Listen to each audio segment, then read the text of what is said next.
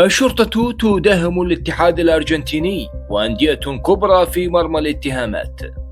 داهمت السلطات الأرجنتينية مقر اتحاد كرة القدم في البلاد وعددا من الأندية الكبرى، وذلك في إطار تحقيق يتعلق بعمليات غسيل للأموال. عناصر الأمن نفذوا 30 مداهمة متزامنة بأمر قضائي شملت مكاتب الاتحاد إضافة إلى أندية من بينها ريسينج وسالورينزو اندبندنتي وبنفيلد. القضاء يحقق في الحسابات المالية لشركة سور فينانزاس الراعي لعدة أندية في البلاد وكذلك لمنتخب الأرجنتين، والمشتبه في تورطها في عمليات مشبوهة.